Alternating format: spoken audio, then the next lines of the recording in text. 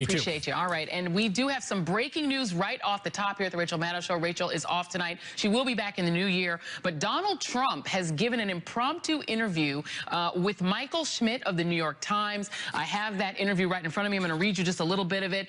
He didn't make any new news. He made some reassertions, but it's very interesting. Right off the top, it says here that Donald Trump said Thursday that he believes Robert Mueller, the special counsel in the Russia investigation, will treat him fairly, contradicting some members of his party who have waged a weeks-long campaign to try to discredit Mr. Mueller and the continuing inquiry. During an impromptu 30-minute interview with the New York Times at his golf club in West Palm Beach, the president did not demand an end to the Russia investigations swirling around his administration, but insisted 16 times that there has been no collusion discovered by the inquiry. Quote, "It makes the country look very bad, and it puts the country in a very bad position," Trump said of the investigation.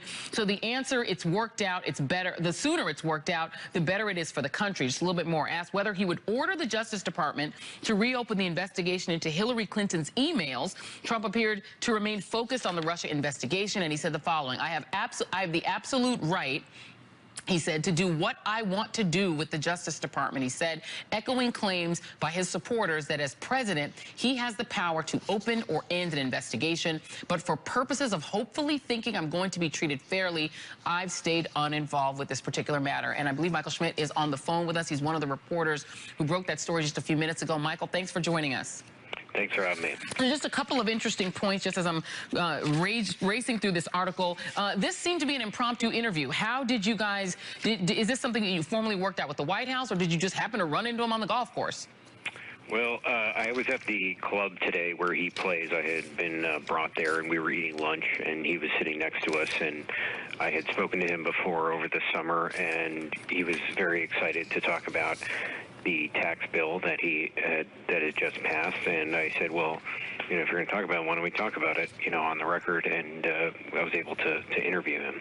And you, according to this piece that's published now in the New York Times, for those of you who are just tuning in, Trump gave the interview at the Grill Room at Trump International Golf Club after he ate lunch with his playing partners, including his son Eric and the pro golfer Jim Herman. There were no aides present for the interview. The president sat alone with the New York Times reporter at a large round table as club members chatted and ate lunch nearby. A few times, members and friends, including longtime supporter Christopher Ruddy, who's the president and chief executive of Newsmax, the conservative web and TV company, came by to speak with Trump as well. At any point, did aides break in to maybe help Trump out with some talking points, or did you have him all to yourself? No, there weren't really many aides around. It was just him. He had played golf with his son. He really enjoys being around the club there because he has a lot of supporters that are members, and he spends a lot of time talking to them.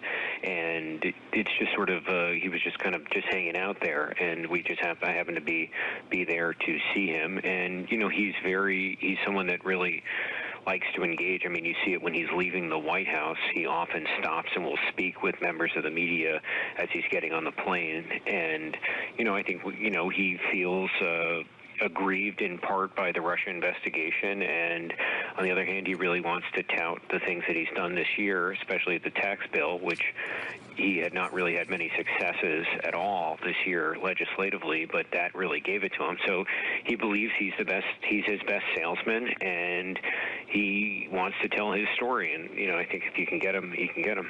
And he did say here,